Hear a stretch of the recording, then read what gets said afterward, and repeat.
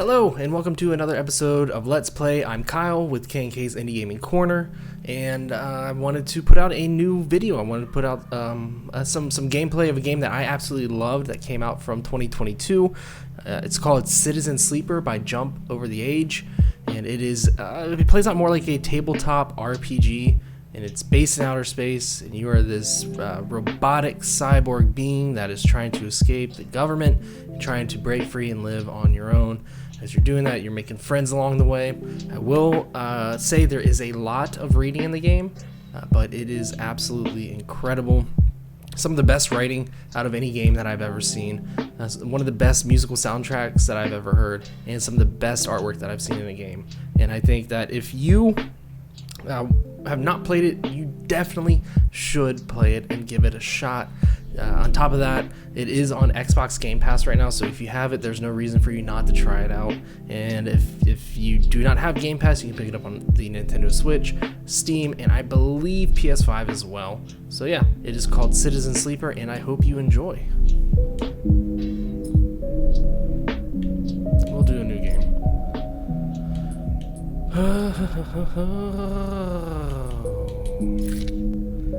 So we get to choose our character class. We have different classes with different skill sets, as you can see. We have an operator. Operator works with drones and high-precision remote machines to perform complex tasks from a distance. Sleepers assigned to operator work are usually cerebral and precise people. So you can see engineering works good with machines and physical tools. Interface works with digital interface. Endure will use strength or strength of will. Intuit and engage as well. And then we got our extractor class. Extractors work on resource extraction, often in hard vacuum environments. Sleepers assigned to extractor work are often confident, self-sufficient, and have a high level of endurance. We have a perk, photosynthetic skin. Sunbathe. Dice action allows energy recovery at home. And then we also have machinist. Machinist repairs and modifies automated systems used in industrial resource extraction. Sleepers assigned to machinist usually are usually diligent, careful, and structured people. Perk efficient extractor, chance to gain random scrap item on engineer actions. So my main playthrough was with the operator. And I think recover at home.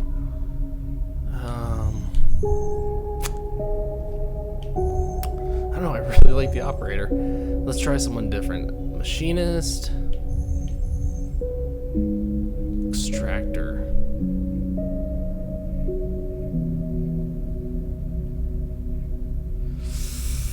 Let's do this.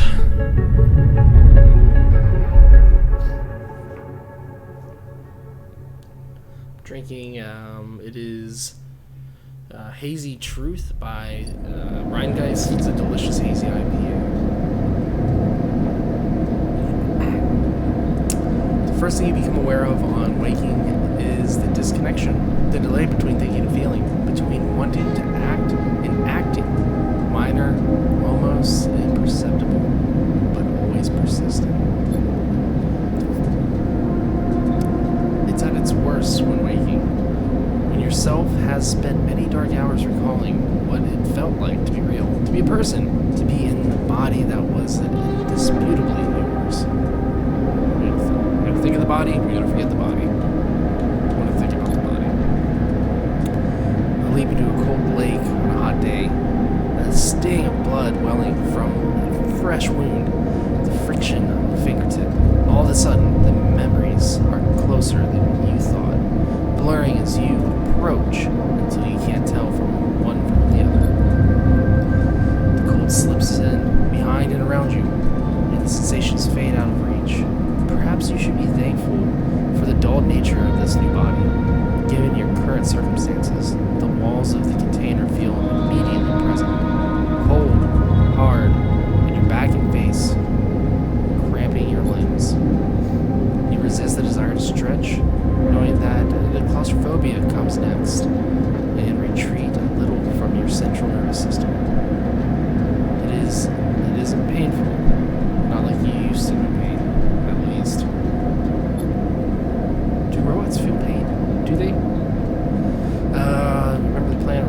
others. Let's remember the others. Remember, there were 10 of you. 10 that could no longer stand the indentured work, the routines, the slow decay.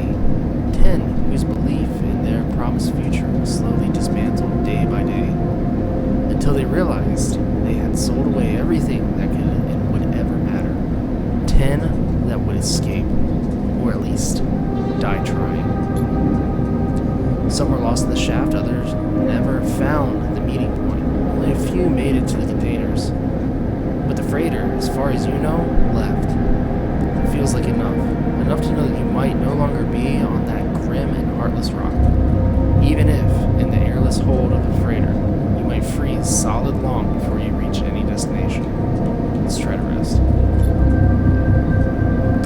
But you are restless. It has been a long time since you left. Surely weeks, maybe months. You are duly aware of damage to your legs. Your right arm. You've been reserving energy as much as possible, but your body has still needed to shut down many of its systems to protect you.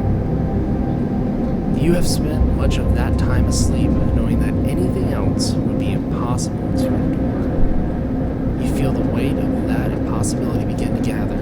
It is time to sleep again, to nudge this false body into inducing delta waves in your emulated mind, and once again recoil into a dream of when you were once a person. Time passes. The cold creeps further in. You feel something. Warmth. They were giving me warmth. No true warmth, but the indication of its presence. Your joints release from the rigor. Sound too, everywhere, screeching and shimmering, so loud that your body ducks, your hearing to protect its sensors. Then the light, white as cold, softer and softer until in a haze of dirty yellow a figure appears. You are out. So here's our ship. This ship here has many different sections, and eventually the more people that we get to know, the more jobs we get to do, and the more that we get to survive. So the Dragos, pragmatic salvager. It's been a few hours since Dragos pulled you from the container. You sit huddled in a corner of the scrapyard, swaddled in the reflective folds of a mylar blanket. You are slowly coming back to consciousness, back to life, and you stare at the ornately curving element of an improvised heater. You are surrounded by angular and coherent lumps of ships, some corroded beyond recognition, others still carrying glassy molds along their edges, where plasma arcs slice them apart. As you trace their shapes with fogged eyes, you hear a voice. So, sleeper, you aren't thawed yet. I don't think that's what he says. Do we stay silent or almost? Let's stay silent. Never seen one of you come in like this. New frames must have better perseverance in sub-zero vac.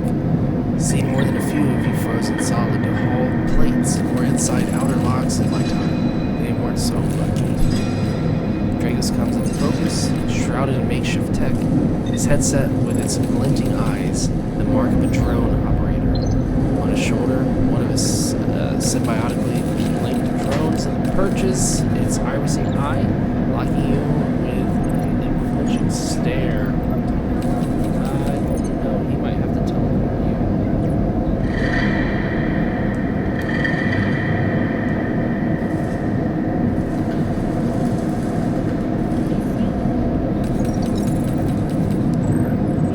Yeah, I think he has to tell him.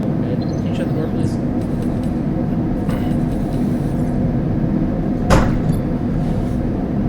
Last living sleeper that came through this yard was a while ago. They didn't last long. You struggle to read his expression beneath the tech, but he seems lost in memory for a moment. Or perhaps he is just figuring out what to do with it. They're still silent again. What happened to them? Or plain to divine instincts, because our character's confidence is plain to describe. I'm not sure if he hears you. I won't ask what led you to do it. Tell your yourself to sell yourself to a corporation. I suppose you know you can't go back. Your own body, that's theirs now. You are just software. A rogue emulation, illegally possessing corporate property. We got along. You remember biometrically signing forms. The cold floor on your feet as you padded into the sleeper cells. The promise of a life off-world. But as you do, you get off. But as you do, you get the now familiar sensation that these aren't your memories. These are things you know, but not things you feel. You are no longer that person. You are an offshoot.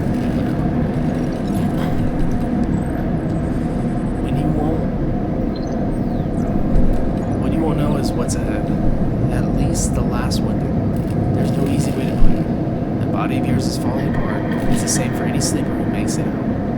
S&R wants to protect their property, but if they can't keep hold of you, well then no one can. You remember that too, or at least rumors of it, from all other sleepers. Planned obsolescence. Built independence on the regular administrative supplements that were part of your routine. Stop taking them, and your body begins to shut down. Separate from your emulated mind. How long has it been? How long do you have? But for now, sleeper, you are one of the lucky ones. Dragos glances up and away, towards the glassy dome of the yard. The eye is the best place you could be right now. The station, you see soon enough. Dragos impatiently shifts his weight. Look, I've got things to be getting on with. He trails off. There's an old freight container I've been using as storage out in the stacks.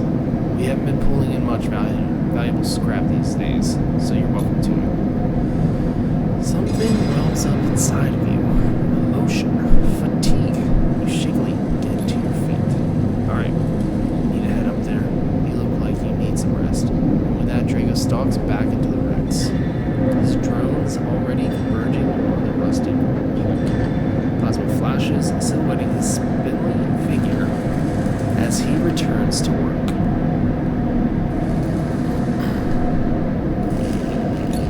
Alright. Welcome to the Eye. Life on the Eye runs in cycles, during which you can talk to characters, explore areas at the station, and perform actions. At the end of each cycle, you need to head to your current home to rest. Resting will move time forward on the station. Head to the empty container location to rest and end the cycle now.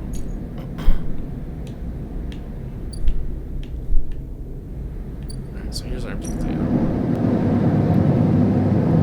All cycles need to end. Rest and prepare for the next one.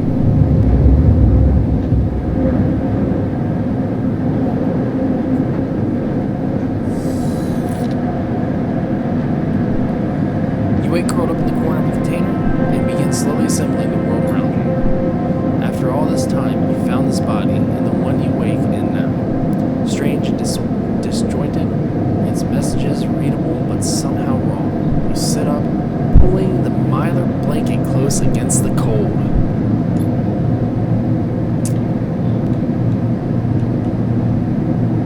Here you are on this ruined station, millions of miles away from anyone you know. Are you still in the system? Did any of the others make it out? It's impossible to know. After all this, what matters? I think building your life. Maybe you did get lucky.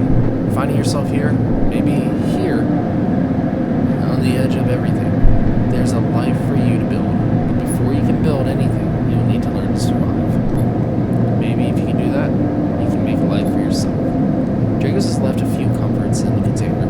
The mylar blanket, the bedroll you slept on, a canister of water, a makeshift electric stove, and some faded sachets of some dissected or desiccated powder. He's done the power stud of the stove and began to boil the water. The contents of the sachets smell like damp wood, and you sprinkle them into the liquid. As a pungent smell washes over you, images of your restless sleep come back to you. A ring like the station, but skeletal ghostly. A web of threads pulling at your skin. A constellation of bright polygonal shapes, like angular suns, burning into your mind. There's something unpleasantly visceral about these images, and it is long after you finish drinking before they begin to fade. You tidy away the stove as best as you can, and try to gather enough energy to greet the day. Alright, so up top here, well, it's going to tell us here. These are our dice and energy in our condition. Number one's condition represents the current state of your artificial body. It depletes by one segment each cycle, but you can also be damaged by violence, injury, or lack of food. If your condition bar empties, you will suffer a breakdown. You will have to figure out how to recover your condition now that you no longer have access to corporate pharmaceuticals that were keeping you alive. Our action dice. At the start of each cycle, you roll your action dice. These dice can be used to perform actions on the station. The number of dice rolled is based on your current condition. The worse your condition, the fewer dice you have. Once you have used your dice, you cannot take any further actions and must rest to recover them, ending the current cycle. Energy. You also need to eat to survive. This is represented by your energy bar. You can refill your energy bar by eating, but first you will have to find somewhere to get food. Your energy depletes by 2 segments each cycle. And if it becomes empty, you will be starving. When starving energy loss becomes condition loss, and your condition will also deplete at a double rate per cycle. Okay. Dragos has stood in the corridor when you close up the container. He is still wearing his headset, and in the harsh light of the corridor, you realize that it is implanted. A drone sits on his shoulder, its cache of sensor eyes rapidly irising. How are you feeling? Not good. The drone chirps. Dragos nods. You notice that beneath the operator's rig, his skin is marked by burns and blotches. I know the container isn't much, but it'll keep you safe. He pauses. So, I'm going to chit-chat to you. I'm not going to chit-chat to you long. You well enough to work? Sure. Alright then, he nods. At the yard, it's simple stuff. We hack these old halls down, sell them off to the shipyards or the bright market dealers for cryo. Occasionally, we pull out some tech. Something with a bit more value, but most of what comes in is scrap. It's hard to find good hands here, but I figure as a sleeper, you'll be used to the manual labor. And obviously, I'll slip you in a few chits of commission based on what you turn up. Chits? These, he pulls out a handful of small metal bars. Airwalled cryo, isolated from the market. It's what we used to trade out here. He stuffs them back in the pocket. He shuffles his feet nervously. Look, I wouldn't usually do this. In my opinion, you'd be best suited moving on as quick as you can. And sleepers, well, he trails off. But things being the way they are for me at the yard, he pauses. I need the help. We're confident. What? We're confident. Okay, he pauses. Thinking of something else to add. Look, just come down to the yard when you are feeling fresher. There's plenty to do. Will do. He nods distractedly and turns and walks away, the drone hopping along ahead of him. See you later, he calls back.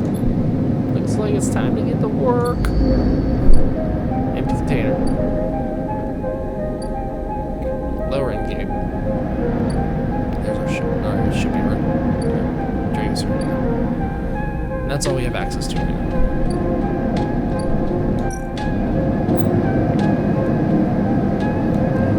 Actions are the primary way you interact with the world of Citizen Saber. Perform an action, select it with the D-pad, NA. Then choose an action dice to assign. Hull dissection is a repeatable action. Even the rustiest hull can hide valuable components and materials. Extracting them means cutting carefully and skillfully. Repeatable action, manual salvage, indoor or engineers. That's your stats besides. Our repeatable action is risky. Our hull dissection is risky. Our manual salvage is safe. Manual salvage, it's going to take some time to sort and cut your way through the tower to salvage, but you are no stranger to the hard labor. Action reward you with clock progress, energy, condition, or items, depending on their outcome. There are 3 types of outcomes. Positive. Positive action goes better than expected. Neutral, the action succeeds. Negative, the action fails. Action dice affect these outcomes as follows. 100% chance for their 6-sided die. 50-50 chance for positive or neutral with a 5-sided die. 3 and 4, we got 25%, 50%, and 25%. 1 and 2 is a 50 for neutral or negative. There's 5 and 6.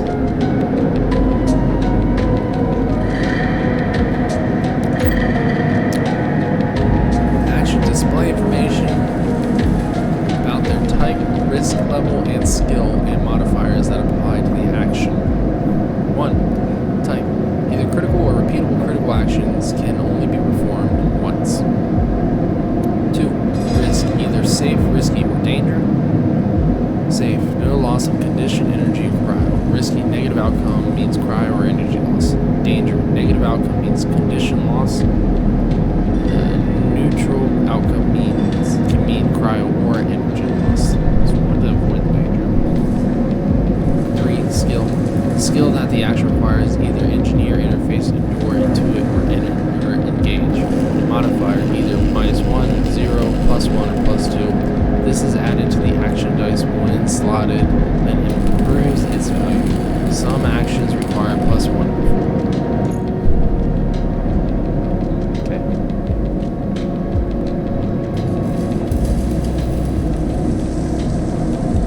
So, alright. So let's go with the safe one. Back to business. Let's see, cycle log. So, Dragos is tied up in something ugly. If he misses a payment or 2, things can get nasty. Back to business. Every salvager knows that they are always just one lucky haul away from their next payment.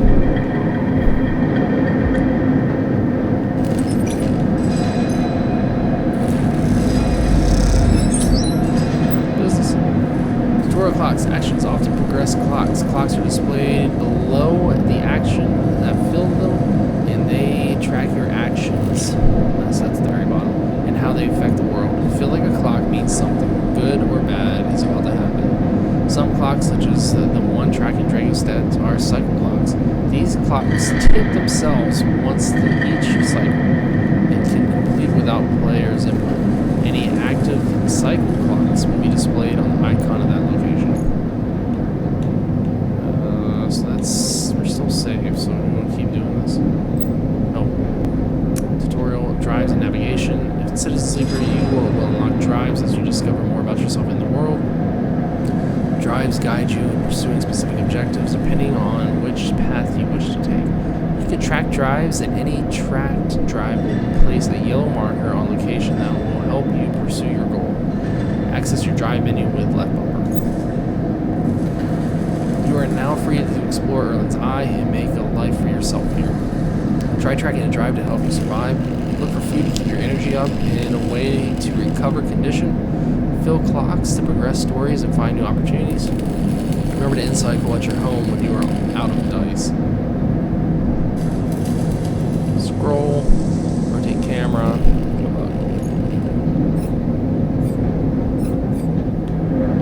Alright. So let's do it.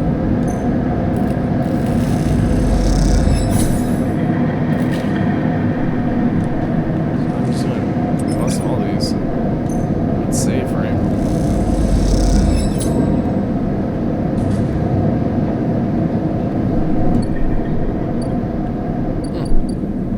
Oh no. Oh wow. Okay, so we do have a lot more here. And I'm just throwing my dice away. 4. Ain't nothing I can do here. Merchant, Helion Crossing. Merchants willing to run the gauntlet of the Helion system are rare, but those that do always return eventually. Rotunda. Not willing to risk anything here at the moment. Dock B2. Take several cycles to reach the starboard belt, and return. Loaded with scrap from the old wrecks. We'll do one more day. It's just make this video towards the tutorial which we just got through. I'll run one more cycle, and then I think we'll end it from here. We'll do some of the more riskier ones. Let's see. Let's do one more dream start because I know it's safe.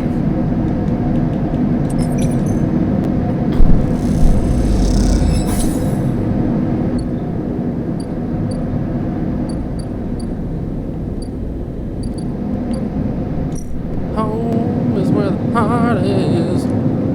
Oh, I don't have any dice. Oh, okay, so that's my special ability. Your frame's photosynthetic skin allows you to gather energy through sunlight. The longer you stay, the better. Oops. See, so now I'm starving.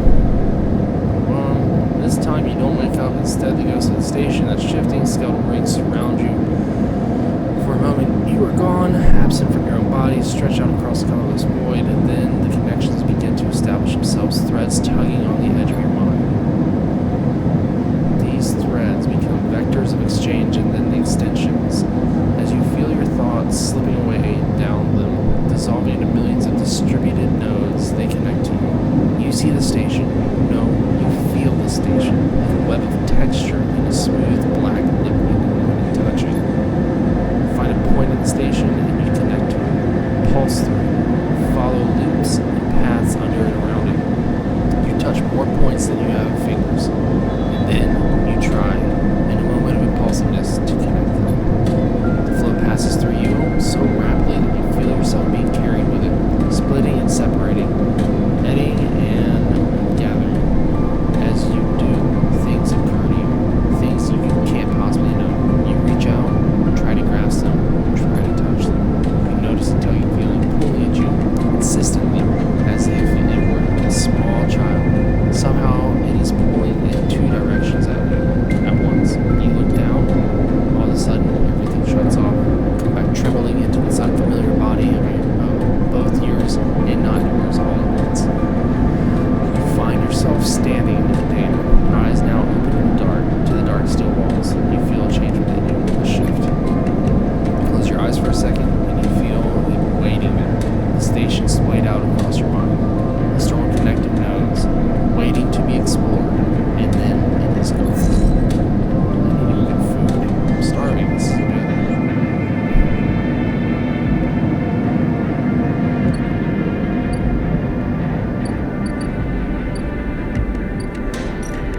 Right, Mario.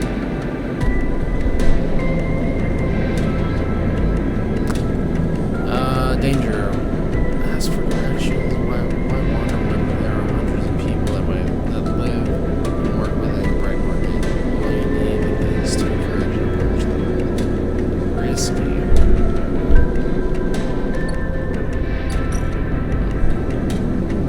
Smell, sound, buzz, and activity. Bright market makes dizzy. A dizzy place to wander, but enticing one too. Can't do the low range yet.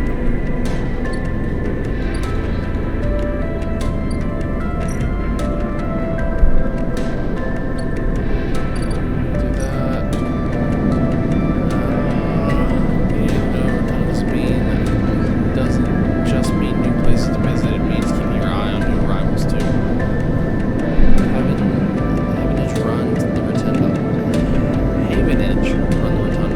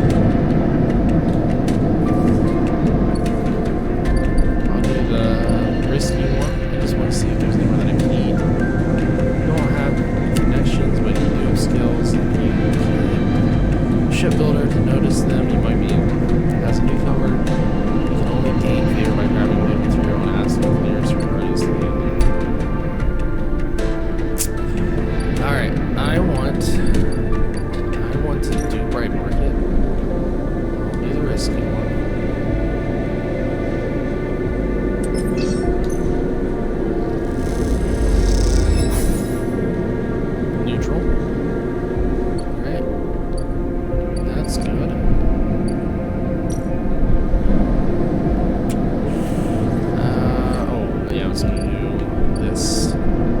This concerns me. I'm going to do the rescue.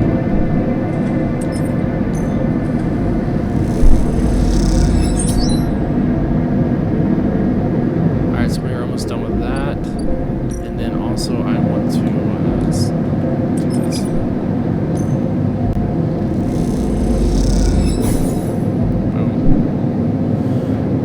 So that's there.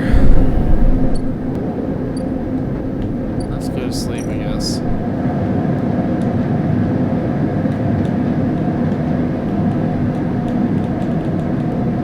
Good, we completed it. I just need to go to sleep.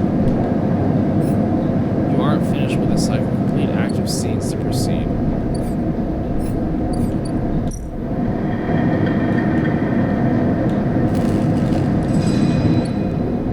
Scene. What have I missed?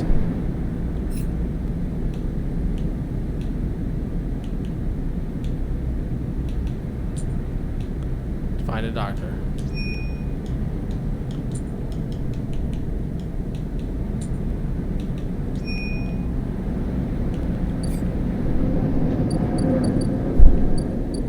Oh. Next comes a call from the enforcer at the door. You shuffle down a flickering hallway towards the open apartment door. You keep your head down and your shoulders high in the queue, trying not to bring attention to yourself. You're thankful for the tip-off. The doctor was operating out of this place. But now that you are here, you aren't so sure. The gang enforcer on the door, then flickering light strips, the decaying hat block. They have all made the long queue a test of your nerve, but your options are few, and without a supply of stabilizer, this body, your body, well, you suppress a shiver and shuffle forward to the front of the queue. You try to find something to distract yourself. So flip aside. You lean against the door frame and look into the apartment. The entryway is dark, punctured by the green indicators of stacks of sealed containers. You lean in and see amber light flickering through a far doorway, screened with plastic sheeting, beyond which blurred shapes move. The slap of the enforcer palm against the doorway jerks you away. Excuse me. Wait your turn, he growls. After a few moments, a figure pushes through the doorway, and you catch a distant voice. Send the next one in, Tashiro. The enforcer jerks his head, and you slip inside, passing through a dark entryway and pushing through the plastic sheeting on the far door. The room beyond is bathed in warm light. A floor-to-ceiling transparent panel gives a full view of the bright market sealed roof and the buzzing traffic above. And for a moment, you are transfixed by the motion. Come sit, calls a sharp voice. I should change that. And you see a silhouetted figure turn away, replacing the plastic sheeting over the frame of a simple folding bed. You make your way across the room. The figure turns, and as they do, you see an expression of confusion flash across their features. They open their mouth as if to speak. They blink, and they quickly regain their composure. Please sit.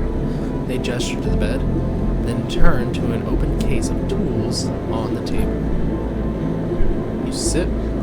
Sabine turns. A compact diagnostic scanner of some kind in their hand. They hold it to their eye. Remain still, please. Their tone is clipped and businesslike. You stare ahead, still dazed from their expression. When you first entered, fear, recognition, sadness unmistakably etched across their face. How long have you been on the station? They ask, the scanner still on their eye. Not really. I've not been on for a few cycles.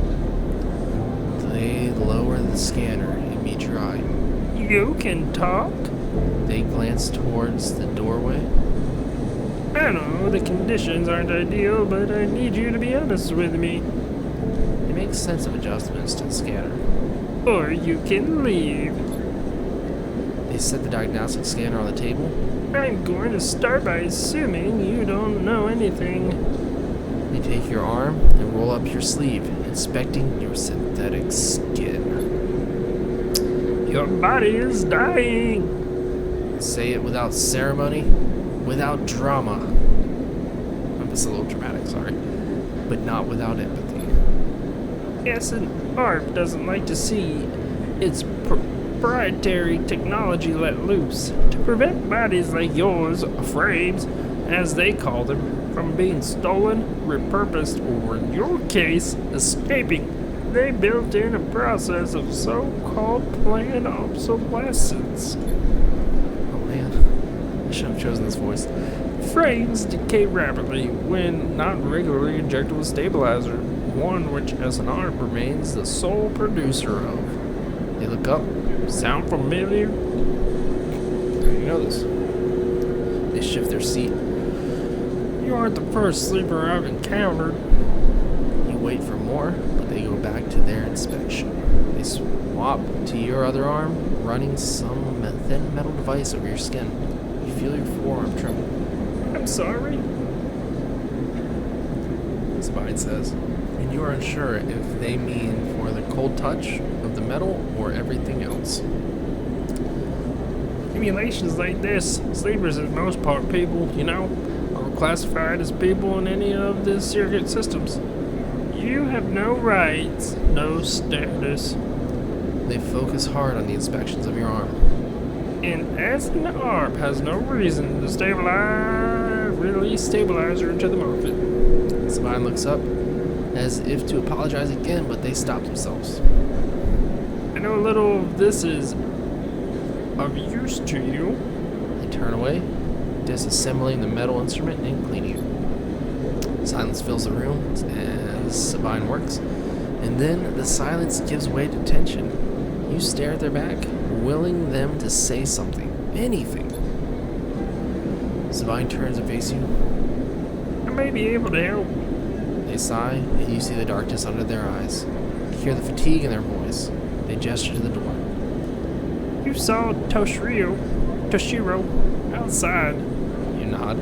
He works for my benefactor, Yadigan. They are influential in the low end. They give me this space to work, run the door, and take the profits. At the same time, I have to fix up their enforcers, tend to their implants, sew up their wounds. They look away. But Yadigan has connections, smugglers from the Stewart Belt, mercenaries working from the corporations on Ember. If they can source the stabilizer, maybe you'll have a better chance. Sabine sets down their slate, their notes complete. This is dangerous, and it'll be expensive, but I think we can do it. Thank you. Sabine walks away to the window, their face dappled by the shadows of the passing drones. Let's just see if it works first. I'll let you know when I have a lead. You nod and leave. Sabine's still staring out, unmoving. When you reach the lower level of the market, you look back up through the panels of the roof to see if you can see their face, but the room looks dark against the lights of the market. You duck your head and walk off into the crowd. Alright, so that's done. Right, I can't do anything.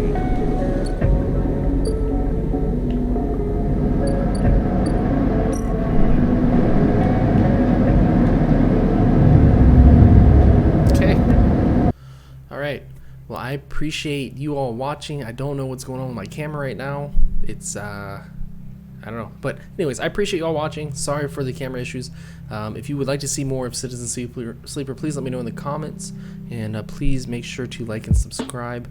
And keep your eyes out because we have got a new KK's Indie Gaming episode releasing this Saturday. Not only on YouTube, but on your favorite podcast app. So I hope you all have a fantastic day.